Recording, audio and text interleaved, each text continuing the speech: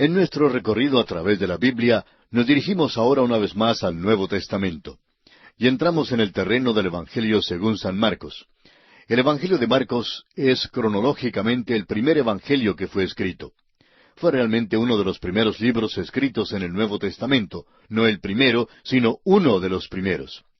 Probablemente fue escrito en Roma antes del año 63 después de Jesucristo. Este hombre Marcos fue uno de los escritores del Nuevo Testamento que no era uno de los apóstoles.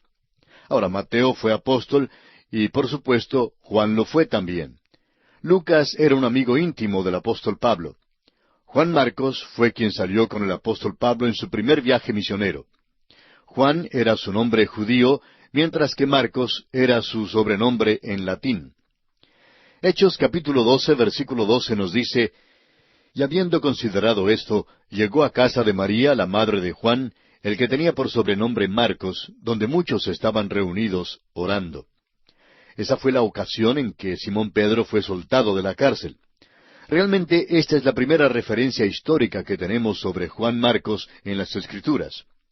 Evidentemente su madre era rica y una cristiana destacada en la iglesia de Jerusalén. Y al parecer la iglesia se reunía en su casa. Juan Marcos era sobrino de Bernabé.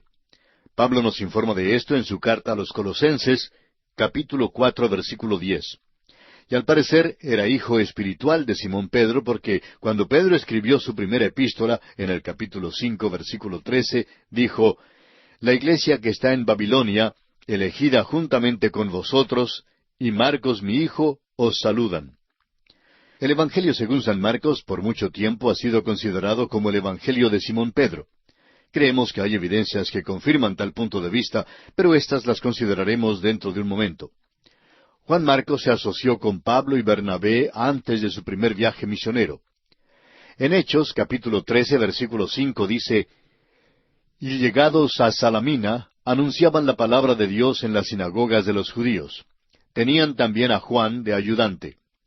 Pero este hombre volvió atrás en Perge de Panfilia, y parece que Marcos era un poquito cobarde. No creemos que debamos defender a Juan Marcos por haber regresado, por haber vuelto atrás. Pudiera haber tenido alguna excusa, pero nos parece que él había fracasado. Sin embargo, es verdad que más tarde Juan Marcos salió bien. Ahora bien, Pablo no quería llevar a Juan Marcos en su segundo viaje misionero, pero su tío Bernabé quería llevarlo. Parece que Bernabé era un buen tío y estaba dispuesto a perdonarle.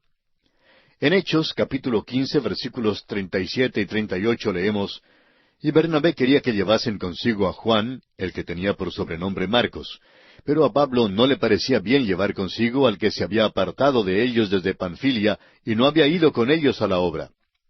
Ahora eso nos hace pensar que Pablo creía que Marcos había fracasado.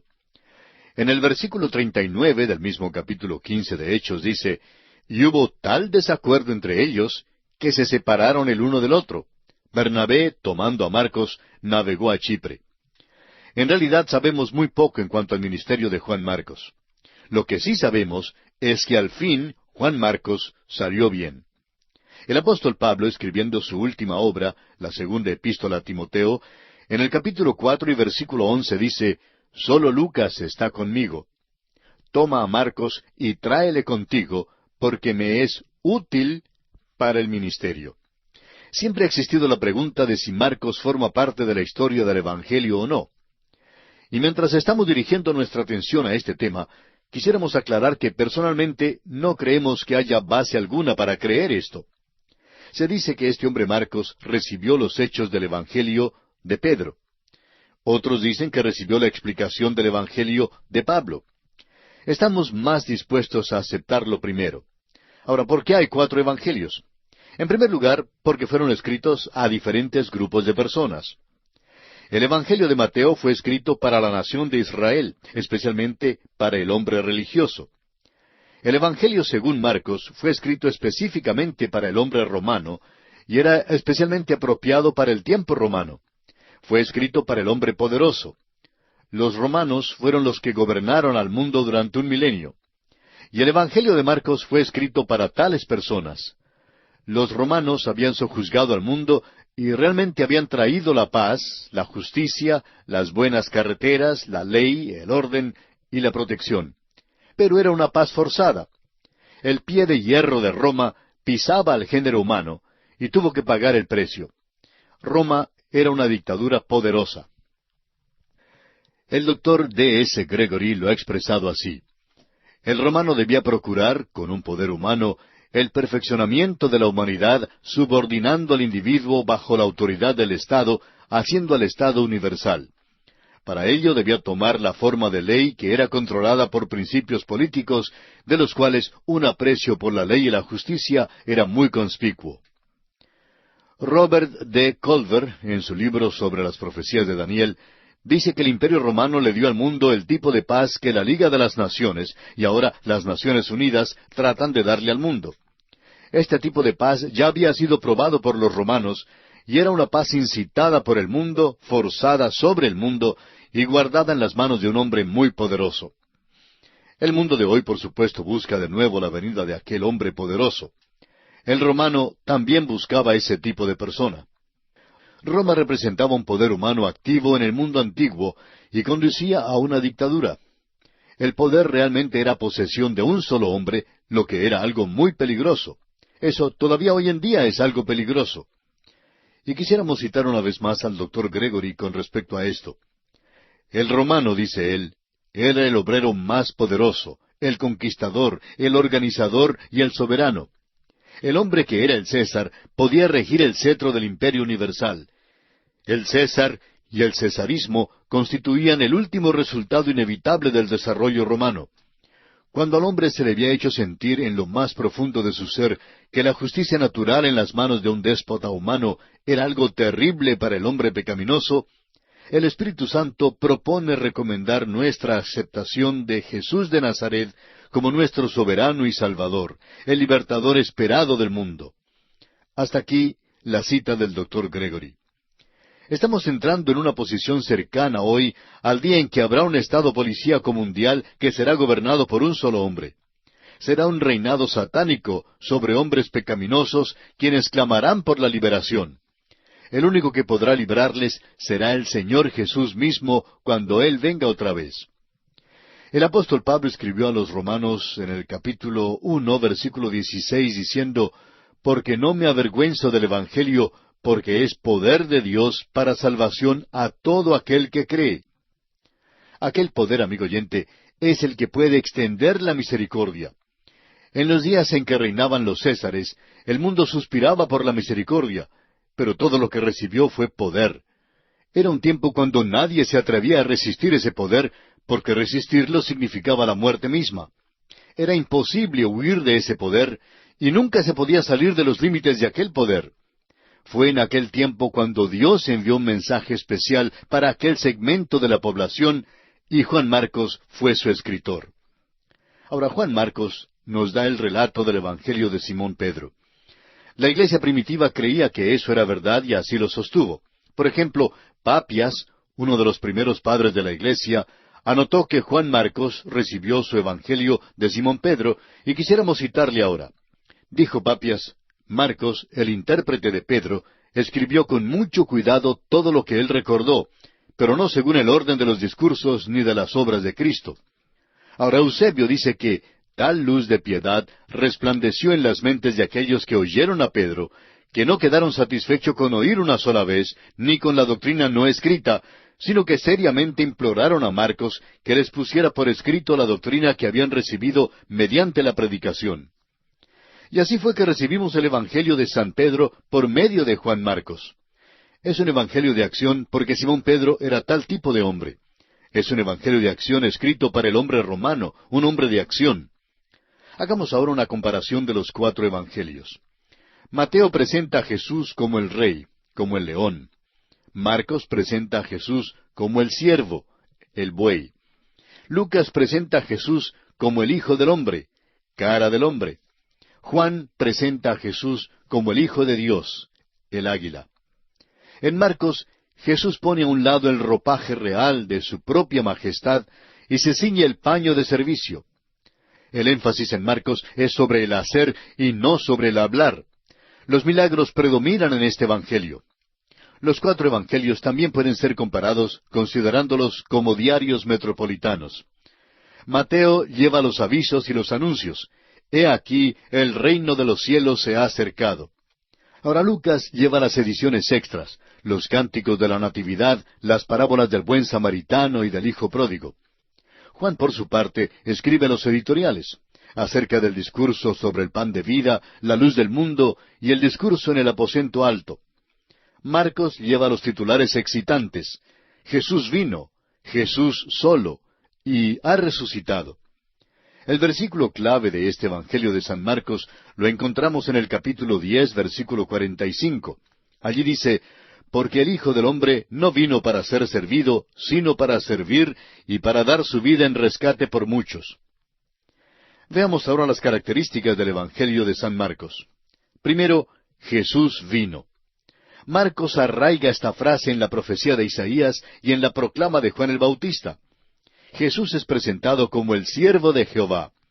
Esto da cumplimiento a la profecía de Isaías, capítulo 42, versículos 1 y 2, donde dice, He aquí mi siervo, yo le sostendré, mi escogido, en quien mi alma tiene contentamiento. He puesto sobre él mi espíritu, él traerá justicia a las naciones. No gritará ni alzará su voz, ni la hará oír en las calles. Bernard, en las conferencias de Bampton en 1864, dijo en cuanto al Evangelio de Marcos, lo dicho por San Pedro a Cornelio ha sido considerado como un lema apropiado para este Evangelio. Dios ungió con el Espíritu Santo y con poder a Jesús de Nazaret, quien anduvo haciendo bien y sanando a todos los oprimidos por el diablo. Cristo anduvo haciendo bien. Cuán desconcertante es que nosotros nos quedamos tan satisfechos con simplemente andar. Leemos muchísimo hoy en día en cuanto a las protestas y las marchas. Oímos hablar de los bienhechores, tanto políticos como predicadores. Todos hablan en cuanto a hacer el bien, pero no lo hacen. Simplemente están andando, pero no haciendo bien. El Señor Jesús vino en toda la gracia de su humanidad y en la plenitud de su deidad, haciendo el bien. Pero este es solamente el principio del Evangelio. Él murió y resucitó, y no fue sino hasta entonces que Él dijo a los suyos, Id por todo el mundo y predicad el Evangelio. El Evangelio había sido completado. Hoy en día, este es el Evangelio. Ahora, el estilo de Marcos es breve y brusco, pertinente y eficaz, corto y de lectura agradable. El Evangelio de Marcos es libre de toda verbosidad excesiva y va directamente al grano. Este es el Evangelio de acción y logro. Aquí Jesús no está adornado de palabras ni de narraciones, sino que está ceñido por la acción. El Evangelio según San Marcos está escrito en un estilo simple. Está diseñado para el pueblo. Es interesante notar que la conjunción y ocurre más que cualquiera otra palabra en este Evangelio. Se dice que ocurre unas 1331 veces. No las hemos contado, amigo oyente, pero si lo duda, bien puede contarlas usted mismo. Francamente, si hubiéramos entregado una ponencia, un ensayo, un examen en la universidad con tantas íes entrometidas, pues nos habrían calificado de 0. Sin embargo, es una palabra potente cuando se usa correctamente. Es una palabra de acción y significa que algo va a seguir. Hay muchos predicadores, especialmente entre los jóvenes, que hacen uso de la palabra y. Pero el momento en que dicen y, amigo oyente, tienen que seguir diciendo algo más. No se puede dejar de hablar después de la palabra y. Y siempre denota más acción. Marcos escribió este Evangelio en Roma, evidentemente para los romanos. Los romanos eran muy activos y aprobaban el poder y la acción. Ellos querían saber la respuesta a esta pregunta. ¿Es poderoso Jesús para hacer el trabajo? Este Evangelio es lo suficientemente breve como para que un hombre que esté muy ocupado lo pueda leer. Se cita pocas escrituras del Antiguo Testamento y se explica las costumbres judías, lo cual da prueba adicional de que fue escrito para extranjeros. Mateo nos da una genealogía porque un rey tiene que tener una genealogía. Ahora Marcos no nos da una genealogía porque un siervo no la necesita. Un siervo tiene que hacer el trabajo. Y vamos a ver esto en este Evangelio porque Jesús es presentado aquí de esa manera. Veamos ahora un breve bosquejo de este Evangelio según San Marcos. Encontramos aquí las credenciales de Cristo. Primero, Juan presenta al siervo. Esto se encuentra en el capítulo 1, versículos 1 al 8. En segundo lugar, Dios el Padre identifica al siervo.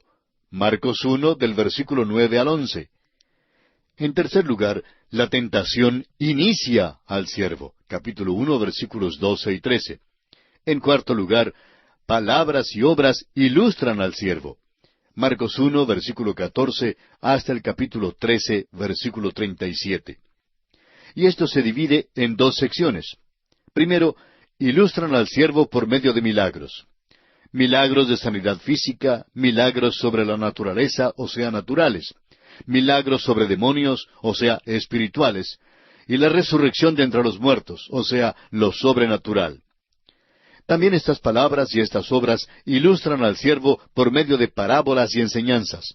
Primero, parábolas.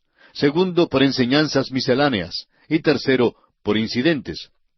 Y en quinto lugar, encontramos que la muerte, la sepultura y la resurrección garantizan al siervo, y esto lo encontramos en el capítulo 14, versículo 1, hasta el capítulo 16, versículo 20. Todo esto, amigo oyente, había de introducción. Y ahora vamos a entrar en el estudio del capítulo 1 de San Marcos. En este capítulo, Juan anuncia y bautiza a Jesús. Jesús es aprobado por el Padre, es tentado por Satanás. Principia su ministerio en Galilea. Llama a 4 discípulos. Echa fuera los demonios. Sana a la suegra de Pedro. Ora y sana a un leproso. Probablemente hay más contenido en este capítulo de Marcos que lo que hay en cualquier otro capítulo en toda la Biblia. Compárele, por ejemplo, con Génesis capítulo 1.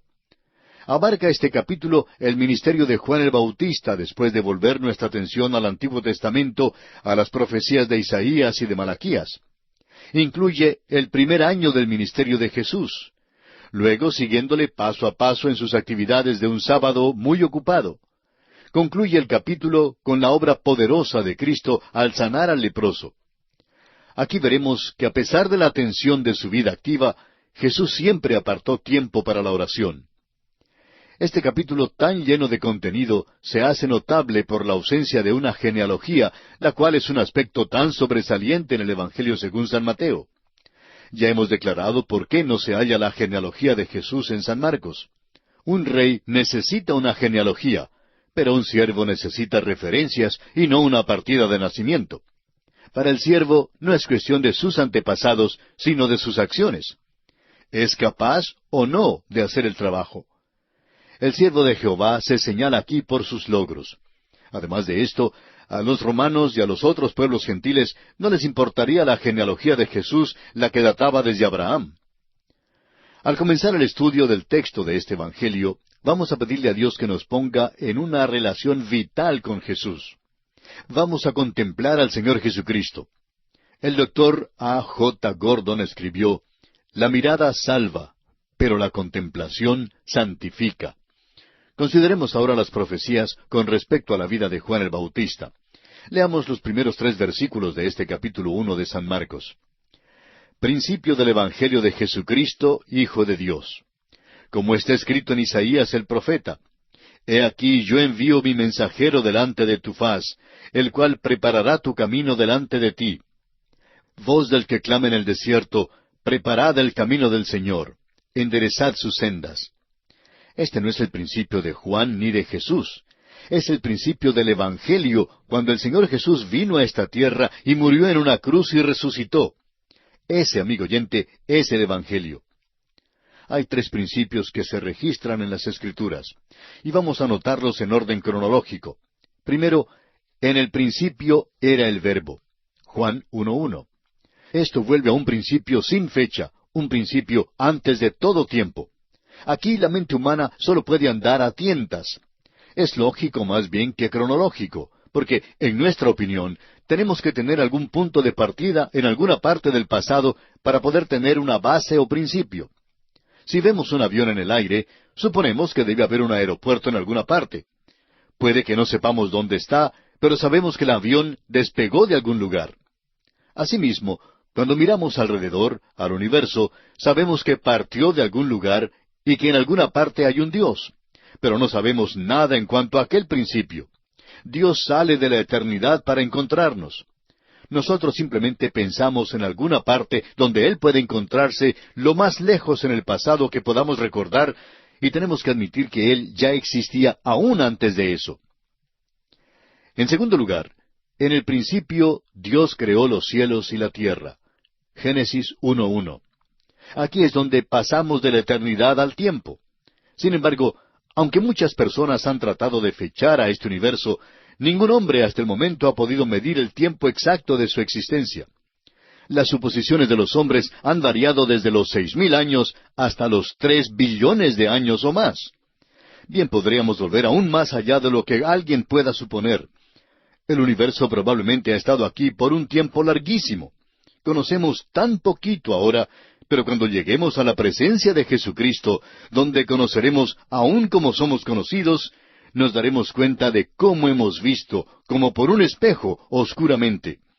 Estamos seguros que nos admiraremos de nuestra torpeza e ignorancia. Nuestro Dios, amigo oyente, es un gran Dios. Él tiene tiempo en abundancia. Y aquí vamos a detenernos por esta ocasión. Continuaremos estudiando el capítulo 1 del Evangelio según San Marcos en nuestro próximo programa.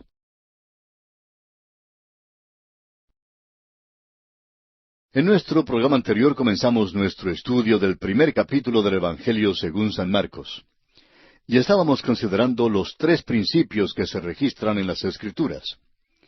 Dijimos que el primero era, en el principio era el Verbo, registrado en el primer capítulo del Evangelio según San Juan, versículo 1. El segundo es, en el principio creó Dios los cielos y la tierra. Esta cita la encontramos en Génesis, capítulo 1, versículo 1. Y hoy vamos a comenzar con el tercero, o sea, el principio del Evangelio, en Marcos, capítulo 1, versículo 1. Es lo mismo que lo que era desde el principio, según Primera de Juan, capítulo 1, versículo 1. Y este Evangelio sí tiene fecha. Coloca a Jesucristo en el preciso momento cuando tomó forma humana. Jesucristo es el Evangelio. Luego, Marcos, quien cita muy poco del Antiguo Testamento, cita 2 profecías. Los romanos sabían muy poco en cuanto a las profecías, pero Marcos hace esto para mostrarles que este personaje del que habla no necesitaba de una genealogía, sino de referencia. Por tanto, Marcos muestra que sus referencias provienen desde Isaías y Malaquías. Tanto Juan como Marcos declaran que la venida de Juan el Bautista fue el cumplimiento de estas profecías, de uno que vendría antes del Señor. Leamos ahora el versículo 4 de este primer capítulo de Marcos. Bautizaba Juan en el desierto y predicaba el bautismo de arrepentimiento para perdón de pecados. Quisiera cambiar la expresión para que podamos sacar el significado de este versículo. Juan predicó el arrepentimiento y bautismo hacia, o sea, en preparación para el perdón de pecados, no para la remisión de pecados. La preposición griega eis se usa con la palabra remisión y debe ser traducida hacia o a. Su ministerio, pues, fue preparatorio. Juan el Bautista solo estaba preparándolos para la venida del Señor Jesucristo al mundo. Pero Jesucristo es quien remite los pecados. Ahora leamos los versículos 5 y 6 de este primer capítulo de Marcos. Y salían a él toda la provincia de Judea, y todos los de Jerusalén, y eran bautizados por él en el río Jordán, confesando sus pecados. Y Juan estaba vestido de pelo de camello, y tenía un cinto de cuero alrededor de sus lomos, y comía langostas y miel silvestre. Juan el Bautista era un hombre extraordinario, no tan solo por su mensaje, sino también por su modo de vestir y por su régimen alimenticio. Este hombre había sido separado específicamente para este ministerio. Era de la orden de los sacerdotes, un levita, aquellos que ministraban en el templo en Jerusalén. Pero Dios le había llamado para ser un profeta, y así estaba en el desierto donde el pueblo salía a escucharle. Hoy en día nos gusta edificar las iglesias en sitios donde el pueblo vive, o donde le es fácil congregarse. Creemos que las iglesias deben ser accesibles. Juan nunca puso en práctica tales teorías. Permanecía apartado en el desierto, y las multitudes salían a donde él estaba. Ahora el versículo 7 dice, y predicaba diciendo, viene tras mí el que es más poderoso que yo, a quien no soy digno de desatar encorvado la correa de su calzado. Esto revela algo de lo notable que era este hombre. Supo conmover a las multitudes. Era un hombre raro y fuerte, una voz solitaria en el desierto. Pero fijémonos en su humildad. Juan el Bautista era un hombre humilde. Oigamos algo más de este hombre de Dios en el versículo 8. Yo a la verdad os he bautizado con agua, pero Él os bautizará con Espíritu Santo. Esta es la gran distinción que había entre Juan y Jesús. El verdadero bautismo es el bautismo con el Espíritu Santo. El bautismo ritual es con agua. El bautismo con agua es muy importante hoy en día porque es un testimonio público. En el Evangelio de Mateo aprendimos que Jesús realmente fue bautizado para identificarse públicamente con los hombres. Sigamos adelante ahora con el versículo 9 de Marcos capítulo 1. Aconteció en aquellos días que Jesús vino de Nazaret de Galilea y fue bautizado por Juan en el Jordán. Note usted el encabezamiento de Marcos. Dice, Jesús vino. ¡Qué emoción! Algún día Jesús vendrá de nuevo. Ese es otro encabezamiento maravilloso. Pero aquí el Señor Jesús vino de la obscuridad y el anonimato de unos 30 años de una preparación modesta en el pequeño pueblo de Nazaret. Viene ahora y se identifica con el género humano en su bautismo. Usted recordará que Jesús le había dicho a Juan, según Mateo 3:15, deja ahora, porque Juan no creía que debía bautizar a Jesús. Note usted también que su nombre, Jesús, se usa aquí. Jesús vino. Veremos que es un nombre común el que se usa en este Evangelio. El nombre Jesús se usa con más frecuencia en el Evangelio según San Marcos que cualquier otro nombre. Ahora los versículos 10 y 11 dicen, y luego, cuando subía del agua, vio abrirse los cielos y al Espíritu como paloma que descendía sobre él. Y vino una voz de los cielos que decía, Tú eres mi Hijo amado, en ti tengo complacencia. Vemos aquí la Trinidad enlazada de una manera muy definida. El Señor Jesús es la segunda persona de la Deidad. El Espíritu de Dios, como paloma, desciende sobre él. Esa es la tercera persona de la Deidad. Una voz del cielo llamándole mi Hijo amado, es el Padre, o sea, la primera persona de la Deidad. Así pues, la Trinidad es traída a nuestra atención.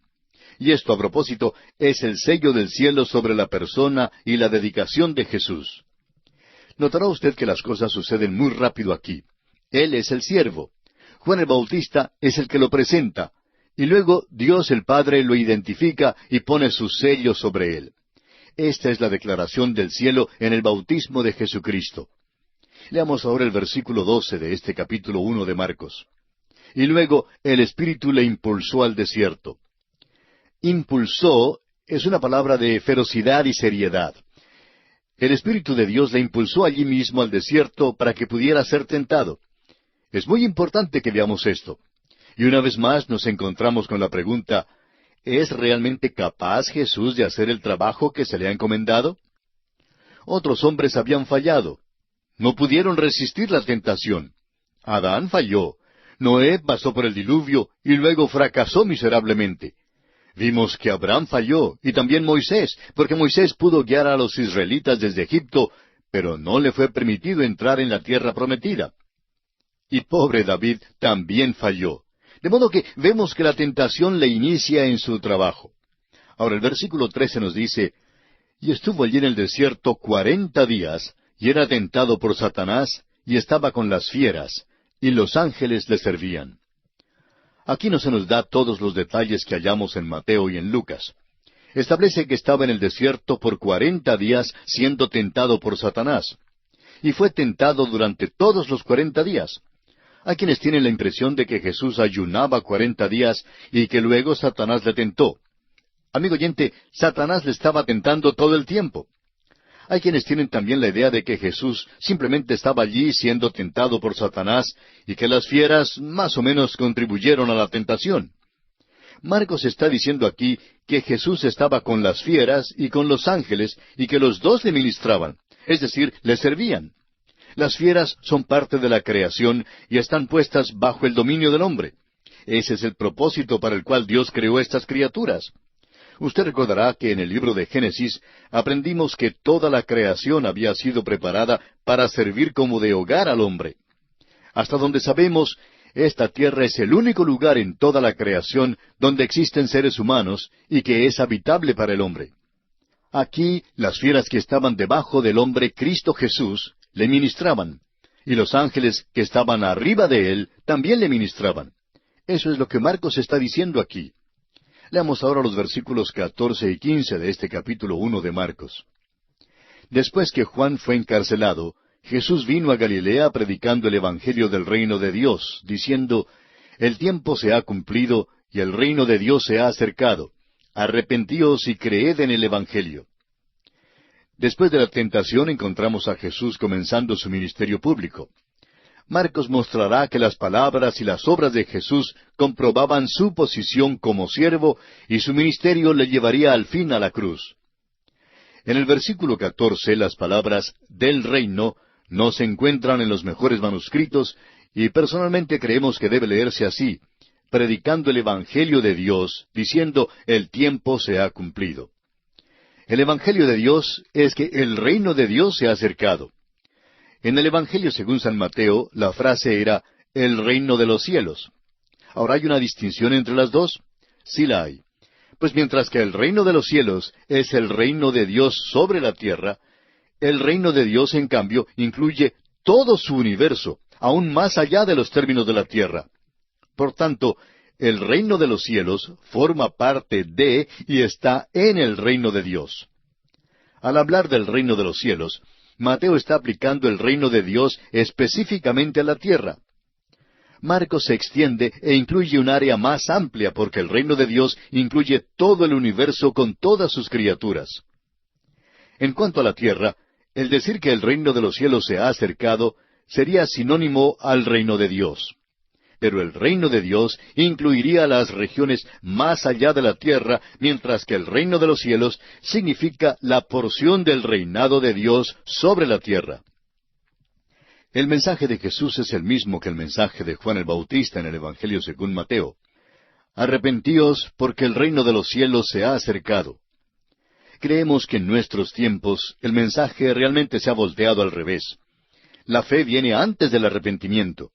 Cuando usted se vuelve a Jesucristo por la fe, realmente se vuelve a Él de algo. Y aquel volver de algo es el arrepentimiento.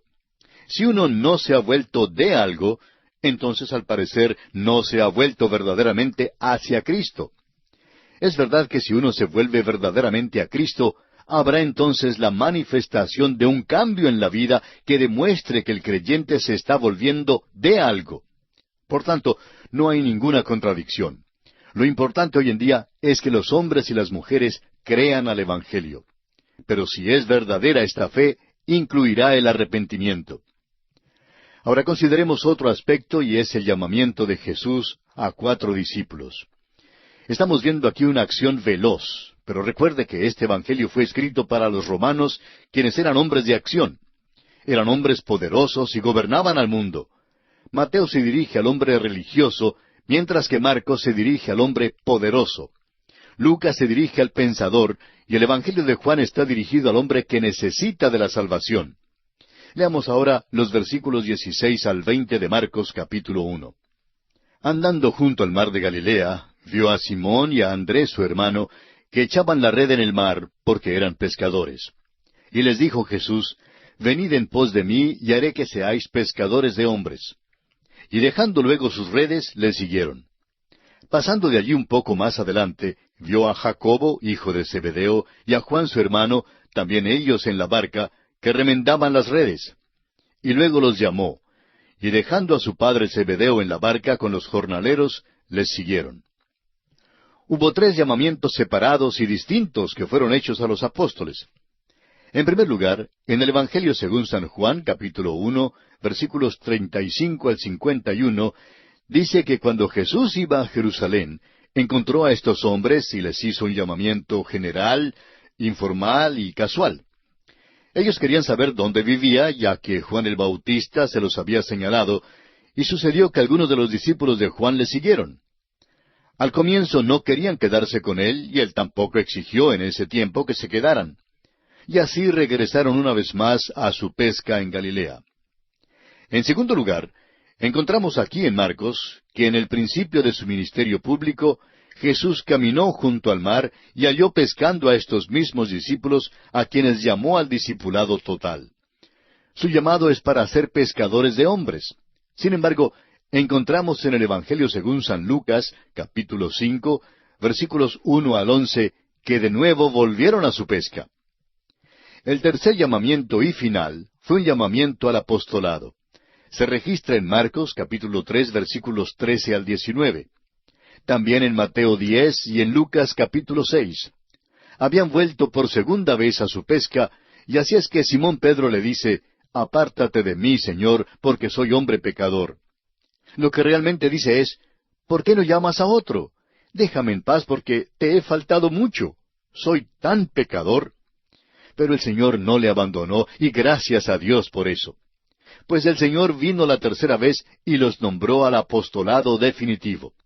Leamos ahora el versículo 21 que dice, «Y entraron en Capernaum, y los días de reposo, entrando en la sinagoga, enseñaba». Usted recordará que cuando los líderes religiosos le preguntaron a Jesús en cuanto a lo que hacía en el sábado, Cristo expresó claramente en Juan 5:17 que «Mi Padre hasta ahora trabaja y yo trabajo». Veremos que Jesús no trabajó solamente un día de unas 8 horas. El Salmo 121, versículo 4 nos dice, «He aquí no se adormecerá ni dormirá el que guarda a Israel». El día de reposo principiaba muy temprano por la mañana, cuando entraba en la sinagoga y enseñaba. Esta sinagoga en Capernaum no era el centro de una religión vital en aquel día. Parece que Jesús partía de Nazaret porque los suyos no le recibieron allí, y así se fue a Capernaum, donde tuvo su centro de operaciones durante todo su ministerio terrenal. Leamos ahora el versículo 22 de Marcos capítulo 1. «Y se admiraban de su doctrina, porque les enseñaba como quien tiene autoridad y no como los escribas». Vemos aquí el efecto de la potencia que tiene la verdad y el comportamiento de este hombre. La crítica que se lanza contra la iglesia hoy en día y contra su ministerio es que no hablamos con autoridad. Y el ministerio de la iglesia no habla con autoridad porque nosotros hemos perdido nuestra fe. Cuando digo nosotros, no quiero decir que yo he perdido mi fe. Quiero decir que, como un grupo, los ministros del Evangelio de hoy en día no hacen el esfuerzo por predicar y enseñar la palabra de Dios. Hay una desviación de la verdad y una bifurcación grande entre el púlpito y la palabra de Dios. Hablamos hoy en cuanto a la brecha entre las generaciones. Amigo oyente, hoy tenemos una brecha en cuanto a lo que se predica y lo que realmente dice la Biblia. En el tiempo de nuestro Señor hubo también una brecha. La sinagoga no ofrecía nada que fuese de vital importancia en aquel día, y como resultado, cuando vino nuestro Señor, se admiraron de su doctrina. Leamos ahora los versículos 23 y 24. «Pero había en la sinagoga de ellos un hombre con espíritu inmundo que dio voces diciendo, «Ah, ¿qué tienes con nosotros, Jesús Nazareno? ¿Has venido para destruirnos? Sé quién eres, el Santo de Dios». Este primer milagro en el Evangelio de Marcos ocurre en la esfera espiritual. Solo Dios manda en la esfera espiritual. Él está en control de los demonios. Hay muchísima evidencia histórica que la posesión demoníaca y la adoración de los demonios era algo desenfrenado a través de todo el imperio romano de esos tiempos. La única manera en que la posesión de los demonios puede ser combatida es por medio del Señor Jesús, porque Él y Él solo es poderoso para moverse en esa esfera. Por eso mismo, Marcos nos da este como el primer milagro. Este milagro es presentado primero porque si es que Jesús tiene poder en esta esfera, entonces significa dos cosas. En primer lugar, que Él tiene poder en cualquier esfera. Y en segundo lugar, Dios es el único que tiene poder para hacer tal cosa. En otras palabras, este milagro es una manifestación parcial de sus credenciales. Él tenía la autoridad y el poder, enseñaba como alguien que tenía autoridad, y ahora demostró que tenía tal poder y autoridad. Si usted, amigo oyente, está enterado de lo que está ocurriendo en nuestra cultura contemporánea hoy en día, entonces reconocerá que la adoración de Satanás ha llegado a ser algo de grandes proporciones. Hay cosas que están sucediendo hoy en día en la esfera de lo oculto que solo pueden ser explicadas sobre la base de que son satánicas y que son sobrenaturales. No es posible explicar razonablemente por qué jóvenes hoy en día dejan los hogares donde los padres los aman. No crean toda la propaganda que se está divulgando hoy. Los jóvenes se sienten hoy muy mal comprendidos y expresan lástima de su propia condición. Muchos de ellos, al expresarse, dan a entender que son muy sensibles a lo que creen ser su condición patética. Dicen que no tienen libertad, que no tienen esto ni aquello. Pero la realidad de las cosas, amigo oyente, es que nunca ha habido una generación de jóvenes que haya tenido todo lo que tiene esta generación, y todavía lloran. Ahora, cuando yo era niño, mis padres no me permitían lloriquear y reclamar. Se presumía que cada uno tenía su trabajo y que cada uno cumpliría con su trabajo, le gustara o no le gustara a uno. El trabajo todavía tenía que hacerse. Pero esta generación de jóvenes está empantanada en una falsa autocompasión. Tienen de todo y lo han probado todo, aun las drogas. La adoración de Satanás ha llegado a ser algo muy practicado en nuestros días, y es mucho lo que está sucediendo en la esfera del oculto. Es increíble que un grupo de jóvenes provenientes de buenos hogares se junte con una banda de extraviados mentales para luego salir a matar. Parece algo increíble, pero está sucediendo, amigo oyente, y es satánico. Y si sigue así, bueno, creemos que entre nosotros se verán más y más casos de verdadera posesión de demonios. Amigo oyente cristiano, hay una sola manera de tratar esto, y es por medio del nombre del Señor Jesucristo. Solo Él puede controlar a los demonios. Ese es el primer milagro que se nos da aquí en Marcos. Leamos una vez más los versículos 23 y 24 y prosigamos hasta el 27 de este capítulo 1 de Marcos. Pero había en la sinagoga de ellos un hombre con espíritu inmundo que dio voces diciendo, «Ah, ¿qué tienes con nosotros, Jesús Nazareno? ¿Has venido para destruirnos? Sé quién eres, el Santo de Dios». Pero Jesús le reprendió diciendo, «Cállate y sal de él». Y el espíritu inmundo, sacudiéndole con violencia y clamando a gran voz, salió de él. Y todos se asombraron de tal manera que discutían entre sí diciendo, «¿Qué es esto? ¿Qué nueva doctrina es esta que con autoridad manda aún a los espíritus inmundos y le obedecen?» Note usted, amigo oyente, que Jesús está demostrando su poder y su autoridad mediante sus enseñanzas y sus milagros, y ellos no le pueden comprender. Jesús tiene autoridad, la que a ellos les es imposible comprender. Ahora el versículo 28 dice, «Y muy pronto se difundió su fama por toda la provincia alrededor de Galilea». Marco nos lleva al próximo incidente, y este evidentemente tuvo lugar el mismo día, pero en las horas de la tarde. Leamos los versículos 29 al 31 de Marcos capítulo 1. Al salir de la sinagoga, vinieron a casa de Simón y Andrés, con Jacobo y Juan, y la suegra de Simón estaba acostada con fiebre. Y enseguida le hablaron de ella. Entonces él se acercó, y la tomó de la mano y la levantó, e inmediatamente le dejó la fiebre, y ella le servía. Tenemos aquí otro milagro que Jesús hizo aquel mismo día. Luego le seguimos al anochecer de ese mismo día, y los versículos 32 al 34 de Marcos 1 nos dicen, «Cuando llegó la noche, luego que el sol se puso, le trajeron todos los que tenían enfermedades y a los endemoniados, y toda la ciudad se agolpó a la puerta. Y sanó a muchos que estaban enfermos de diversas enfermedades, y echó fuera muchos demonios, y no dejaba hablar a los demonios porque le conocían». Ahora Marcos hace precisamente la misma cosa que Mateo hizo. Destaca el hecho de que nos está informando de muy pocos casos entre todas las sanidades de Jesús. Jesús literalmente sanó a centenares y a miles de personas, pero solo unos pocos casos aislados fueron registrados aquí para nuestra información.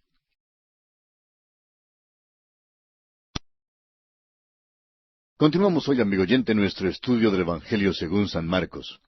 En nuestro programa anterior finalizamos con la lectura de los versículos 32 al 34 de este primer capítulo de Marcos. Y decíamos que Marcos estaba haciendo precisamente la misma cosa que hizo Mateo.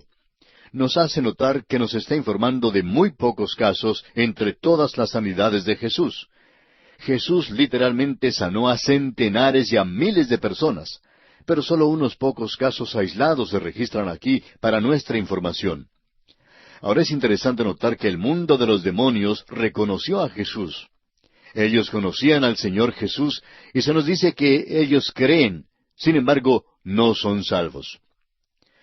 Hemos pasado un día muy ocupado con el Señor y es de esperarse que después de un sábado tan ocupado, él dormiría mucho a la mañana siguiente. Pero veamos lo que nos dice aquí el versículo 35 de este capítulo 1 de Marcos. Levantándose muy de mañana, siendo aún muy oscuro, salió y se fue a un lugar desierto, y allí oraba. Uno pensaría que después de aquel sábado tan ocupado, Jesús dormiría un poquito más en la mañana siguiente. Hay tantos predicadores que tienen los lunes como día libre después de pasar los domingos muy ocupados, y no les criticamos por eso. Pero vemos aquí a Jesús, después de un día ocupadísimo, levantándose temprano para ir a un lugar solitario para orar. ¿Qué lección es esta para nosotros? Leamos ahora los versículos 36 al 39 de Marcos capítulo 1. Y le buscó Simón y los que con él estaban, y hallándole le dijeron, «Todos te buscan». Él les dijo, «Vamos a los lugares vecinos, para que predique también allí, porque para esto he venido». Y predicaba en las sinagogas de ellos en toda Galilea, y echaba fuera los demonios. Este, amigo oyente, es el principio del Evangelio, porque por medio de su enseñanza, Jesús está preparando a estas personas para lo que es la salvación, es decir, su muerte y su resurrección. Sus enseñanzas por sí solas no le salvarán a usted, amigo oyente, pues es solamente su obra en la cruz la que nos salva. Veremos que Jesús llevará a cabo toda su obra relacionada con la salvación en sus 3 años de ministerio público. Una vez más notemos que había una gran manifestación de poder de los demonios en este tiempo, y veremos que en la Biblia se destacan 3 períodos como este. Uno ocurrió durante el tiempo de Moisés, otro durante el tiempo de Elías, y el tercero fue este que ocurrió durante el tiempo de nuestro Señor, cuando estaba acá en la tierra. Llegamos ahora al último milagro del capítulo 1. Todos estos han sido casos difíciles y todos han sido diferentes. En este último caso se trata de la lepra. Esta enfermedad no era incurable, como veremos en el libro de Levítico, pero era una enfermedad que generalmente era fatal. Sin embargo, no era necesariamente incurable. Leamos los versículos 40 y 41. Vino a él un leproso, rogándole, e hincada la rodilla le dijo, «Si quieres, puedes limpiarme». Y Jesús, teniendo misericordia de él, extendió la mano y le tocó, y le dijo, «Quiero, sé limpio». Este milagro tiene un aspecto psicológico muy grande. No se toca a un leproso. A este hombre no lo habían tocado por muchos años. Tampoco él había tocado a otra persona. Nos imaginamos que los miembros de su familia le traían la comida y la bebida, la dejaban, y por fin, después que ellos se iban, era cuando él salía para comerla. Probablemente él podría haberles hecho señas, pero nunca pudo acercárseles, ni abrazarlos, ni tocarles. Pero ahora vemos que el Señor Jesús toca a este hombre. Es más, lo limpia. Leamos ahora los versículos 42 al 44 de este primer capítulo de Marcos. Y así que él hubo hablado, al instante la lepra se fue de aquél y quedó limpio. Entonces le encargó rigurosamente y le despidió luego. Y le dijo, «Mira, no digas a nadie nada, sino ve, muéstrate al sacerdote, y ofrece por tu purificación lo que Moisés mandó para testimonio a ellos». La limpieza del leproso tenía que seguir cierto rito mosaico, y nuestro Señor nunca violó la ley mosaica.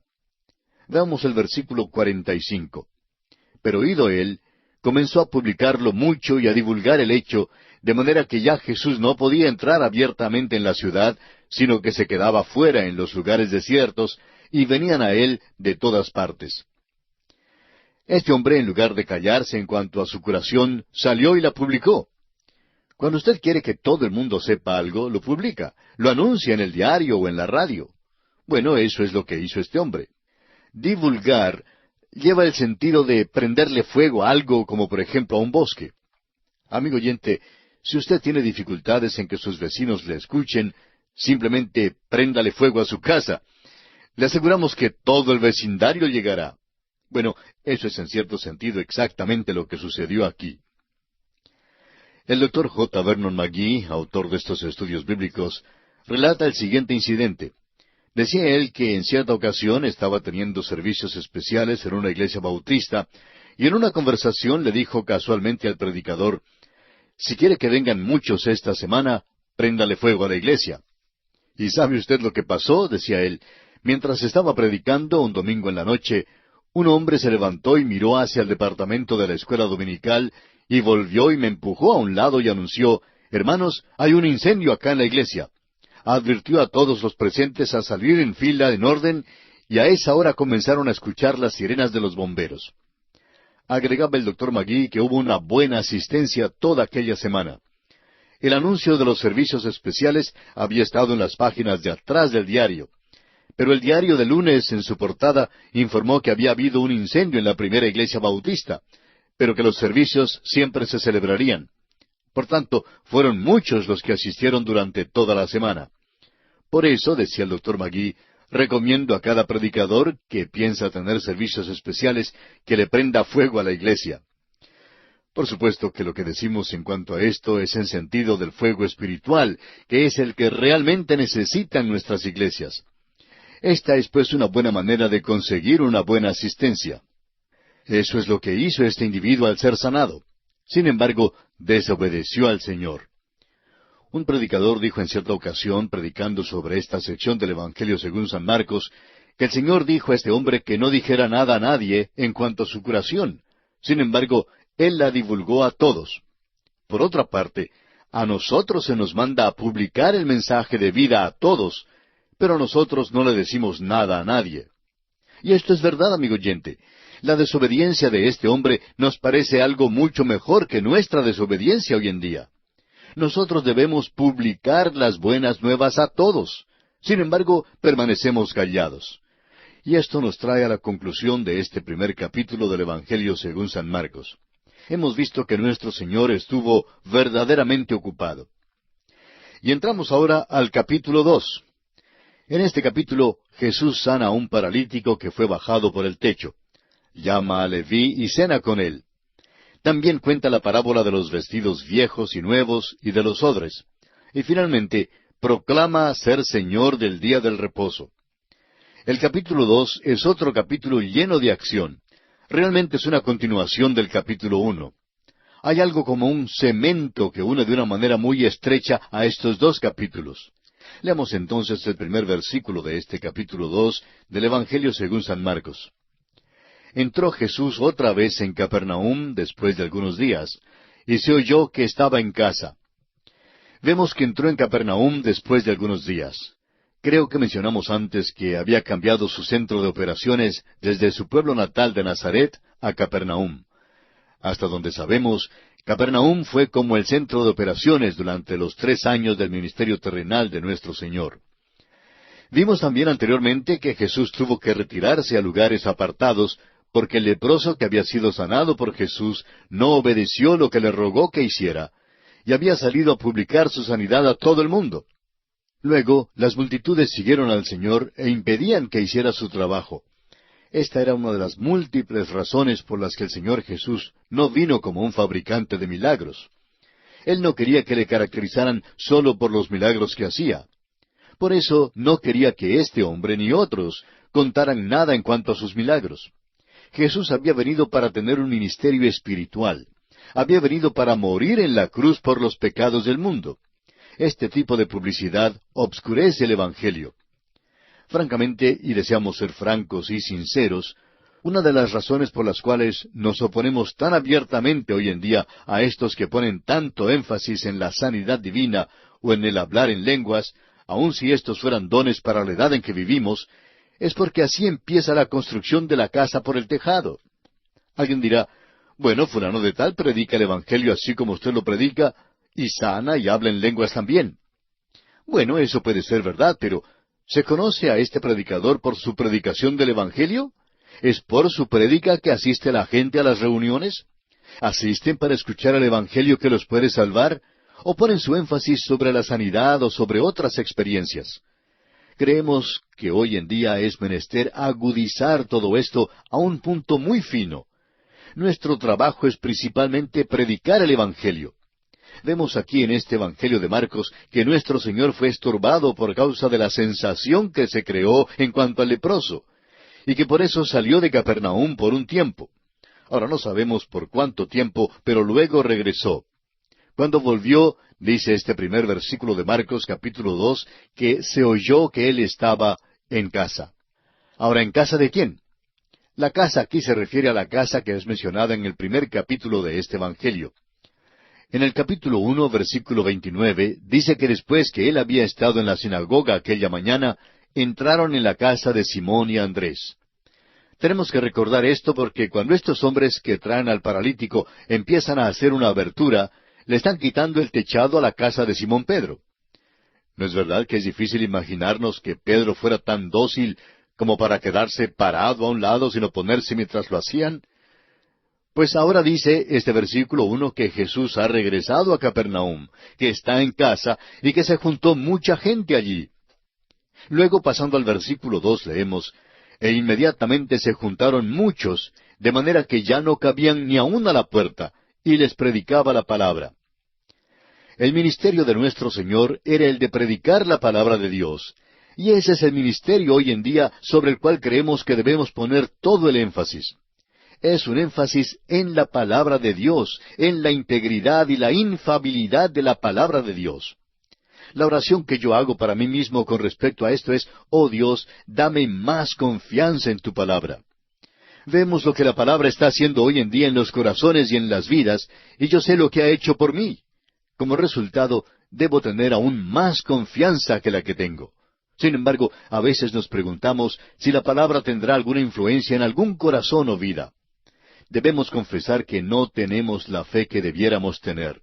Debemos recordar que esta es la palabra de Dios y que nunca volverá a Él vacía, como dice Isaías 55:11, donde leemos, así será mi palabra que sale de mi boca. No volverá a mí vacía, sino que hará lo que yo quiero y será prosperada en aquello para que la envié. Por eso nos regocijamos en leer aquí que nuestro Señor les predicó la palabra. Ahora nuestra atención se dirige a otro grupo de personas. Es una pequeña delegación de 5 hombres que está llegando por el camino polvoriento a Capernaum. Leamos los versículos 3 y 4 de este capítulo 2 del Evangelio de Marcos, que dicen, entonces vinieron a él unos trayendo un paralítico que era cargado por 4. Y como no podían acercarse a él a causa de la multitud, descubrieron el techo de donde estaba, y haciendo una abertura, bajaron el lecho en que yacía el paralítico. Nuestra atención se dirige ahora a este grupito de 5 hombres, y así es como se ven. Un hombre que es paralítico es digno de nuestra compasión. No pudo haber llegado allí solo porque estaba acostado en una camilla. Los otros 4 estaban apostados en las extremidades de la camilla, y así vienen. No pueden entrar por la multitud que se ha juntado allí. En realidad, son tantos que llenan las puertas y las ventanas. Ahora hemos notado que en la obra de la Iglesia hoy en día, una cosa que se practica con mucha regularidad es el de nombrar comités. El comité es la cosa en la cual el pastor de una iglesia depende. La obra de la Iglesia se hace mayormente por los comités de varias organizaciones. Alguien ha dicho que un comité está integrado por los que escriben actas y pierden horas. Son individuos que se reúnen, individualmente no pueden hacer nada, pero juntos pueden decidir que no hay nada que se pueda hacer. Y eso generalmente es lo que deciden. Creemos que este grupito tuvo sus comités. Había el comité de la puerta. El que llegó a la puerta miró por todos lados y luego regresó para decir, no se puede entrar por la puerta. Luego vino el comité de las ventanas. El que llegó a las ventanas y después de mirar, regresó para informar, no podemos entrar por la ventana. Menos mal que había el comité del techo. Y ese comité volvió y dijo, creemos que sí podemos bajarlo por el techo. Bueno, si hay los suficientes comités, quizá haya uno que funcione. De todos modos, decidieron bajarlo por el techo y, por tanto, estos hombres se ocuparon de hacer una abertura. Aparentemente era un techo de paja. Tuvieron que quitarla. Y el problema principal que confrontaron era cómo subir al paralítico al techo para luego bajarlo en la presencia del Señor Jesús. Después que habían dedicado todo su tiempo y atención a estos problemas, creemos que tuvieron un poquito de pena. Leamos el versículo 5. Al ver Jesús la fe de ellos, dijo el paralítico, Hijo, tus pecados te son perdonados. Ahora, ¿de quién era la fe? Fue la fe de estos hombres. Un vistazo superficial a este versículo parece indicar que fue la fe de aquellos hombres la responsable de la salvación del paralítico. tus pecados te son perdonados. Ahora nosotros creemos que somos salvos mediante la fe propia, personal e individual. Es maravilloso tener a una madre piadosa, pero usted no va al cielo porque ella sea piadosa. Es maravilloso tener a un padre religioso, pero su padre religioso no le salvará a usted ni a nadie más. Solo el Padre Divino puede lograr su salvación. Usted mismo tendrá que ejercer la fe. Usted es quien tiene que creer. Y estamos seguros que esto es verdad también hoy en día. Al inspeccionar este pasaje más de cerca, vemos que no fue la fe de estos 4 hombres la que salvó al paralítico. Fue la fe de estos hombres la que lo trajo al lugar donde podía escuchar y recibir individual y personalmente al Señor Jesús. Al ver Jesús la fe de ellos, significa su fe en traer al paralítico a ese lugar. Cuando Jesús vio esta fe, entonces se dirigió personalmente al paralítico y le dijo, «Hijo, tus pecados te son perdonados». Lo que hace falta en la iglesia hoy en día, amigo oyente, son los camilleros. Necesitamos hombres y mujeres con aquel tipo de fe que va y trae a los perdidos para que puedan escuchar el mensaje del Evangelio. Hay muchos hoy en día que son paralíticos. A veces se trata de una parálisis del pecado. Puede ser una parálisis de indiferencia o de prejuicios. Muchas personas no asistirán nunca a la iglesia donde se predica el Evangelio, a menos que usted, amigo oyente, esté dispuesto a cargar la camilla y traerlos a la iglesia. Eso es lo que hicieron estos hombres. Tuvieron la fe para traer este pobre hombre a Jesús, y sin ellos nunca habría estado allí para escuchar al Señor Jesús mientras se dirigía personalmente a Él y le perdonaba sus pecados. Leamos ahora los versículos 6 y 7 de Marcos capítulo 2. Estaban allí sentados algunos de los escribas, los cuales cavilaban en sus corazones. ¿Por qué habla éste así? Blasfemias dice. ¿Quién puede perdonar pecados sino solo Dios? Aquí están los enemigos de Jesús y no hablan, sino que simplemente cavilan en sus corazones. Al analizar su modo de pensar, vemos que salen mal en la primera pregunta, pero salen bien en la segunda. Jesucristo no decía blasfemias. Pero por otra parte, es verdad que solo Dios puede perdonar el pecado. Ningún juez tiene el derecho de dejar ir libre a un criminal. Su deber es el de ejecutar la ley. Dios es el soberano moral de este universo y Él defenderá sus propias leyes. Dios no puede ser ilegal. No lo puede ser porque Él es justo. Habiendo dictado las leyes, Él obedece a esas leyes, y sus leyes son inexorables. No han cambiado en nada, y es por ellas que usted y yo somos culpables delante de Dios. Necesitamos el perdón de nuestros pecados, y Él está dispuesto a perdonar. Que nunca nos equivoquemos en creer que Él nos perdona los pecados porque es generoso. Nos los perdona porque Cristo ya pagó la pena de nuestros pecados. Ahora el Señor Jesús no decía blasfemias porque Él es Dios. Y Él pudo perdonar pecados porque Él vino a esta tierra para proveer una salvación para usted y para mí, y también para aquel paralítico. Ahora el versículo 8 dice, «Y conociendo luego Jesús en su espíritu que cavilaban de esta manera dentro de sí mismos, les dijo, ¿por qué caviláis así en vuestros corazones?» Estos hombres no decían lo que realmente pensaban, pero pensaban estas cosas en sus corazones. Cristo trata de sacarlas, pero estos hombres ya habían chocado con Él antes, y siempre habían salido, por así decirlo, con la nariz sangrienta. Por tanto, decidieron que lo mejor era callarse, y así fue que se quedaron callados. Nuestro Señor les dijo en el versículo 9 de Marcos 2, ¿qué es más fácil decir al paralítico, «Tus pecados te son perdonados», o decirle, «Levántate, toma tu lecho y anda»? A propósito, estos escribas no tenían intención alguna de contestar esa pregunta. Se quedaron callados y puesto que están callados, Él les sigue hablando.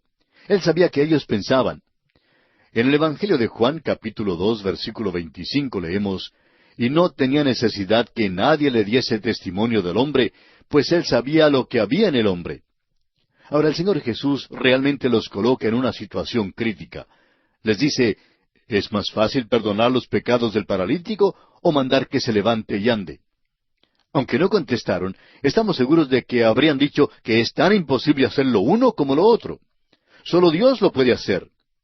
Esa respuesta es correcta, y ese es el motivo por el cual el Señor Jesús mandó al hombre a levantarse, a tomar su lecho y a andar. En los versículos 10 y 11 de Marcos capítulo 2, escuchemos lo que Jesús sigue diciendo a los líderes religiosos. Pues para que sepáis que el Hijo del Hombre tiene potestad en la tierra para perdonar pecados, dijo al paralítico, a ti te digo, levántate, toma tu lecho y vete a tu casa. Un viejo comentarista escocés dijo que la razón por la cual Jesús mandó al hombre a tomar su lecho y a andar era porque no iba a sufrir una recaída.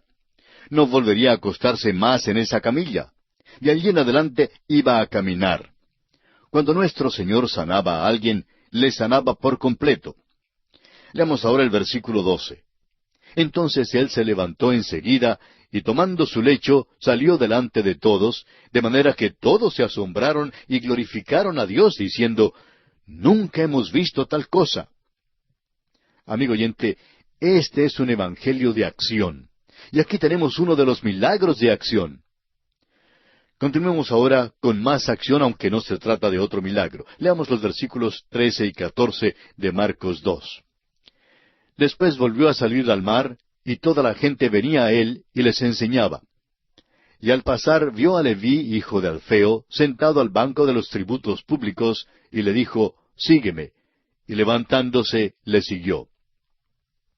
Este es el llamamiento de Leví, o sea, Mateo. Mateo era de la tribu de Leví. Figúrese usted, era de la tribu sacerdotal y aquí ha llegado a ser publicano.